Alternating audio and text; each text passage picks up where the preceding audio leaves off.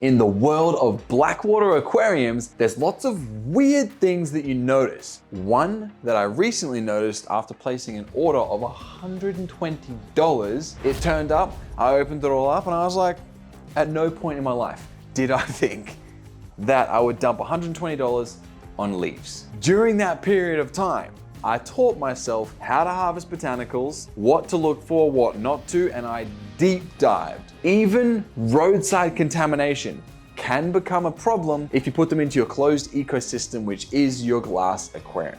So today we're setting off on an autumn adventure. We're gonna harvest the year's worth of botanicals, and I'm gonna show you guys what's safe, what to harvest, when and how to harvest, and then once you've grabbed it all and taken it to your house, how to process those things in a way that diligently removes almost all risk factors. A few key things I want you to focus on. One, stay away from roadsides. Exhaust fumes get onto leaves, leaves fall, then that goes into your tank. You do not want that. So we're gonna fix that by staying away from roadsides. Second, find yourself a deciduous tree. Deciduous basically just means it drops its leaves in autumn or fall if you're in the States. Then the hard work's all done for you.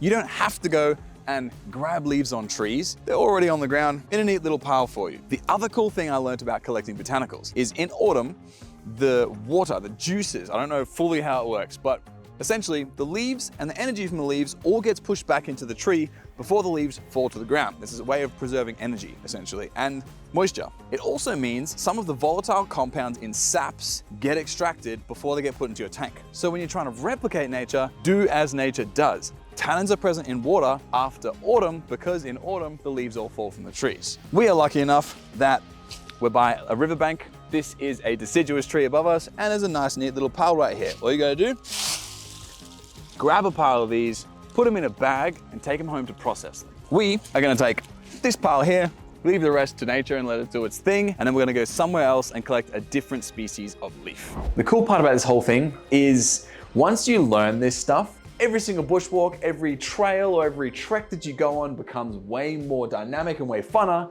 just because you know these things. Botanicals might be something that confuse you. It's really, really simple. Anything that comes off a tree or nature and ends up in our waterways, that's a botanical. Some botanicals have got properties that can bring out the vibrance of your fish. Some have got properties that can medicate your fish or cause an antifungal or an antibacterial environment, enhancing your tank. Plus, they house some of the coolest species, best moving, intelligent species that can live in low oxygenated environments. And on an extra note there, when you get botanicals and you add them to a tank that's got some good red hues with the lighting, or Aquascaper range pixels by DALUA as well, that coloration, unmatchable. Now, it's always a good thing to mix it up. Don't just get one type of botanical to add to your tank over the course of an entire year. Mix it up as much as you possibly can. So leaves, stems, seed pods, bark. Just make sure you're Googling if it's safe for your aquarium or not beforehand. A good favorite of mine is blackberries. And I'm not talking about blackberry leaves, even though they're amazing for shrimp tanks. I'm talking about blackberry stems, which are usually brambly and quite thorny. So if you look at this, you're like, how am I ever gonna use that in an aquarium? But when these guys are fully dried out, which is when they're safe to use in your tank, they get really, really brittle. Once you harvest, you wanna like pull off all of the thorns, make sure nothing bad happens, and harvest enough, because these don't leave that many tannins, enough that you can start to create sort of mini habitats in your tank at home. These also require a little bit extra sort of processing. On a side note, when you get to go out and do your own hunting for botanicals, it takes you to really cool places just like this. And this is a nice, slow little Billabong riverbend sort of area. There is so many volatile compounds that will exist in sap. That sap needs to fully be removed from that plant before anything touches your aquarium. Bark needs to be dry. Seed pods need to be fully opened, dried out. Leaves need to be totally dried, harvested, likely in autumn. I don't mean just appearing dry. I mean almost no moisture at all. Fresh and dry materials are pretty easy to tell apart. The fresh stuff smells more. It actually has more weight to it because of the water that's in it. And it's generally a lot more flexy, whereas your dry stuff appears dry, the color will be totally gone from it. It will feel so light because so much of the moisture is gone. If it breaks and it's really brittle, like it just snaps, that's perfect. The risk, the likelihood of moisture, the likelihood of any form of fungus or any mold that's growing in there to exist is negligible. So the stuff that's really brittle, breaks easily, bring it home. Now, diving one layer deeper, there is softwoods and there's hardwoods. Hardwoods generally maintain their strength and their shape a lot more, especially when put in water, which means they don't break down as fast. Softwoods break down quite fast, and that breakdown can create similar to a food waste scenario, where volatile compounds are released into the water and it's processed fast, which means it can come out and build nitrates. Not much, but it can exist.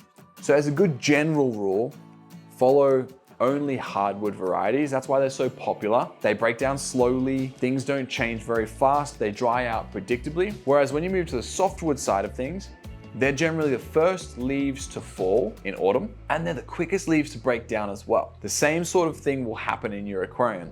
Once you've harvested your botanicals and brought them home, now it's time to clean and disinfect anything that you can visibly see, clean off. That's simple. So we're gonna make sure we wash these bad boys. I like to soak them overnight, 24 hours before I then dry them out. So leaves in a bucket and then stems in a bucket. It's quite literally this simple. I like to add warm water to start, and as it cools overnight, it just gets cold. But I think tonight, I'm just gonna add cold. Now I'm guessing these twigs are gonna float. If you have only leaves, guaranteed they're gonna float. So make sure you get something heavy. I like to use a mesh and then put a rock on top of the mesh so it all stays underneath the water. Normally, if it's just leaves, you make sure you stir them around like crazy, like you get all of the debris off it that you possibly can. Because I've got sharp thorns in here, I'm not gonna do that today. I'm just gonna leave it for the 24 hours. And then as I take it out, I'll pay extra attention to the leaves. I'm gonna leave it overnight. Catch up with this in the morning. The reason I leave it is because it gives you 24 hours for anything that might be holding its breath to escape out of the water or to perish, basically. That's just step one. Once you've cleaned everything, then boil it. Literally put it all into a pot. I get a massive Kmart pot and then I put as many botanicals in there as I can. Boil it for anywhere between 15 minutes to an hour. Generally, you boil longer for like harder, stemmier sort of things like your driftwood and your twigs basically, and then more down on the 15 side for things like just leaves. Picture when you make tea. If you were to use a tea bag on cold water, you wouldn't have it very tinted. That tint is tannins, and those tannins are, you're extracting nature's medicine to put into your body. Similar thing for your fish. When you use boiling hot water on a tea bag, lots of tannins come out. We're doing the exact same thing to nature.